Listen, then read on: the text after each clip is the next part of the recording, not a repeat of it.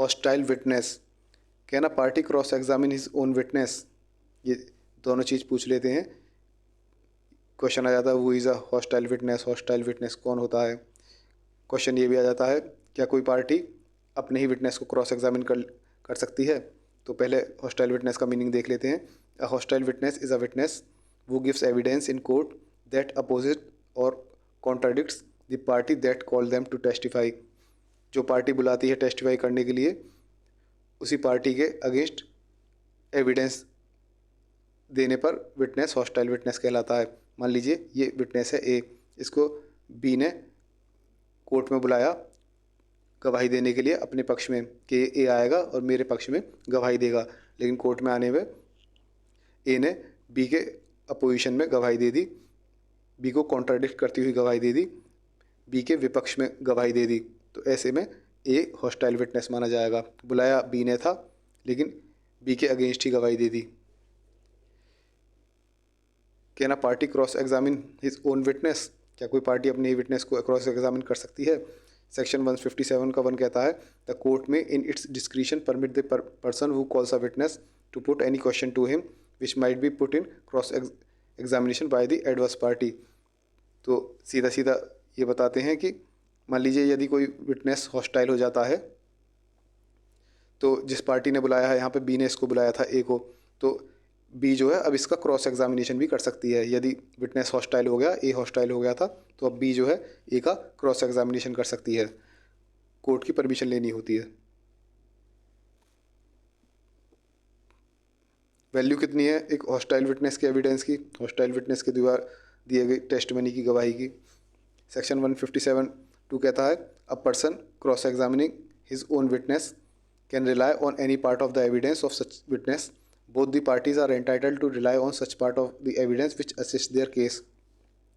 When false part of the evidence can be separated from the true part then the latter part can be relied on. मतलब कि जब ए को B ने बुलाया था, ए ने बी के अगेंस्ट ही गवाही दे दी, ए हॉस्टाइल हो गया, ठीक है। अब बी को मौका मिलेगा इसको क्रॉस करने का। अभी हॉस्टाइल हो गया तो बी इसको क्रॉस भी कर सकता है, क्रॉस एग्जामिन कर सकता है। अब क्रॉस एग्जामिनेशन में ये ए जो भी गवाही देगा, उस गवाही में जो जो पार्ट बी को अपने फेवर में लगेंगे, जो जो पार्ट बी को लगेंगे मेरे काम के हैं, उनका इस्तेमाल कर सकता है। बी के ऊपर कंपल्सन नहीं है कि पूरी की पूरी टेस्ट मनी का ही पूरी पूरी गवाही का इस्तेमाल करे। जो जो पार्ट उसके फेवरेबल लगेंगे उनका वह इस्तेमाल कर सकता है। यदि उसकी गवाही को तोड़ा जा सकता है तो पार्टों को अलग करके जो पार्ट बी को सही लगेगा बी ले लेगा, जो पार्ट किसी और पार्टी को सही लगेगा वो पार्टी ले लेगी। ये हॉस्टाइल विटनेस के साथ ऐसा होता है, उसकी गवाही के साथ उसके टुकड़े टुकड़े कर दिए जाते हैं, जिसको जो अच्छा लगे ले जाओ। हॉस्टाइल विटनेस की जो एविडेंस है वह एडमिसिबल है और यह यूज़ किया जाता है करोबोरेट करने के लिए दूसरे रिलायबल एविडेंस को, दूसरे एविडेंसेस को सपोर्ट करने के लिए इसका इस्तेमाल किया जाता है।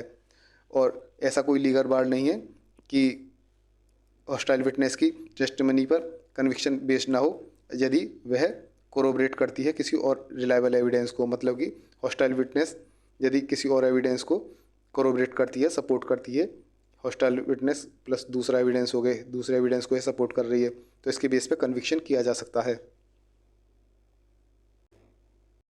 तो हमने क्या क्या देख लिया हॉस्टाइल विटनेस में। वह विटनेस जो अपनी ही पार्टी को अपोज करता हो।